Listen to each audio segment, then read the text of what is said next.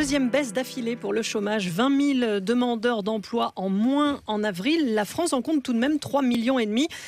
Mais il est une catégorie qui ne connaît pas ou très peu le chômage, ce sont les cadres. Avec un taux inférieur à 5%, ils sont même dans ce qu'on appelle le plein emploi et ça devrait encore s'améliorer cette année, Philippe. Et oui, puisque l'APEC, l'Association pour l'emploi des cadres, annonce entre 182 000 et 200 000 embauches de cadres en 2016. Alors des chiffres qui peuvent paraître abstraits, mais qu'ils sont moins quand on sait que ça représente une hausse de 10% par rapport à l'an dernier. L'indicateur mensuel des offres d'emploi cadres de l'APEC vient de s'approcher de son record de ces 5 dernières années.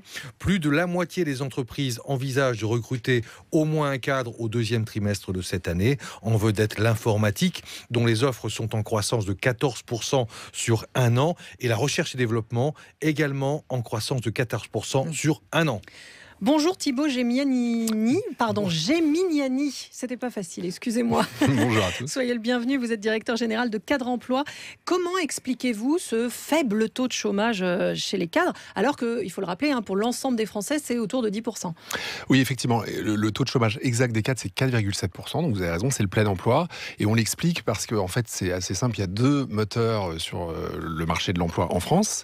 Il y a effectivement la croissance, qui touche l'ensemble du marché de l'emploi, que ce soit cadre ou non cadre, et il y a également le turnover, la mobilité, et c'est vrai que c'est une population, les cadres, qui bougent plus que les autres. Il y a à peu près 7% de turnover en France sur cette population-là. C'est-à-dire qu'ils n'hésitent pas à changer d'entreprise. Et du coup, il y a aussi une demande des entreprises aussi forte sur cette population-là.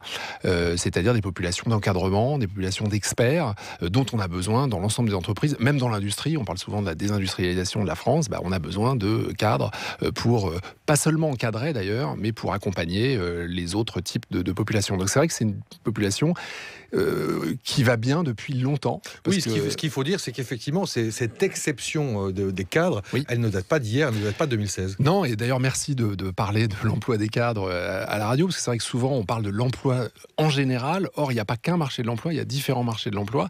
Et c'est vrai que sur les cadres, ça va pas mieux, ça va bien. Et ça va bien depuis 2010, en fait. Il y a à peu près 170 000 recrutements de cadres en moyenne par an. C'est vrai que cette année, ça devrait être encore meilleur. Nous, on le voit sur Cadre Emploi, depuis le début de l'année, on a plus 22% en nombre d'offres. C'est des croissances qu'on n'avait pas connues depuis 2011.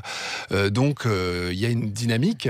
Mais c'est vrai que c'est une population qui souffrent moins effectivement que les autres. Donc on a tendance à pas trop en parler parce qu'évidemment pour d'autres types de salariés c'est beaucoup plus compliqué. Mais c'est valable aussi pour les seniors, on embauche des seniors cadres? Alors pour les jeunes diplômés et pour les seniors, c'est-à-dire pour les deux populations qui sont les deux populations à problème. Voilà, c'est-à-dire que là on est dans une situation qui est à peu près la même que pour le marché de l'emploi en général.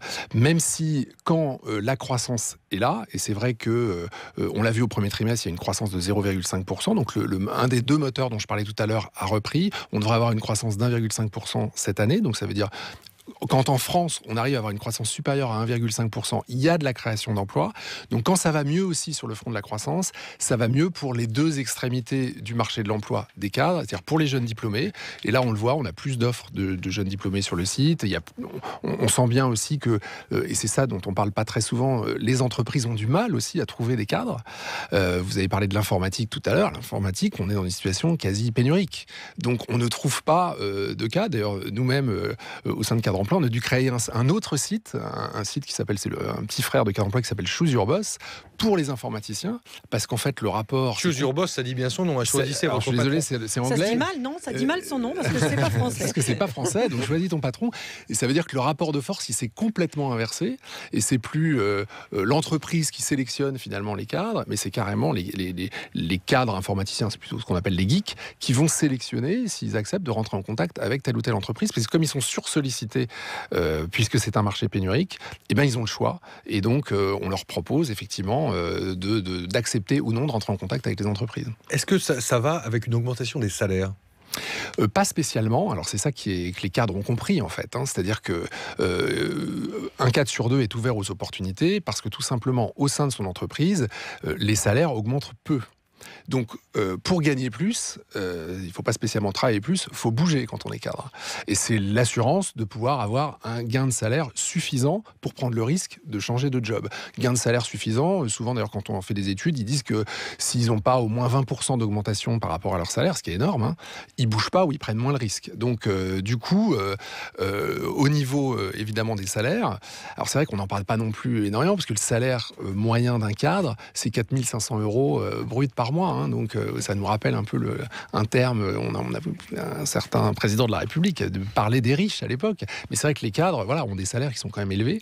Mais pour bouger, effectivement, c'est l'assurance pour eux d'avoir une augmentation de salaire. Une petite dernière, Philippe ? Est-ce que ça va durer ? Ça dure depuis longtemps. L'embellie, effectivement, elle est là depuis le début de l'année. Ça va durer. Alors, effectivement, le contexte actuel, on va voir comment... Le marché de l'emploi, c'est quand même un marché qui joue sur la confiance. Mais dans les deux sens, d'ailleurs. Donc, pour que les recruteurs recrutent, ils ont besoin de confiance. Et pour que les cadres bougent, ils ont aussi besoin de confiance. Donc, là, les indicateurs sont tous bien orientés. Maintenant, c'est-à-dire que c'est fragile, mais il manque pas grand-chose pour que cette croissance vraiment s'inscrivent dans la durée. Voilà. Merci beaucoup. Allez, je retente, je vais essayer de le dire beaucoup mieux. Thibaut Géminiani. Parfait, merci beaucoup. Directeur général de Cadre Emploi. Merci d'être venu sur France Info. À demain, Philippe.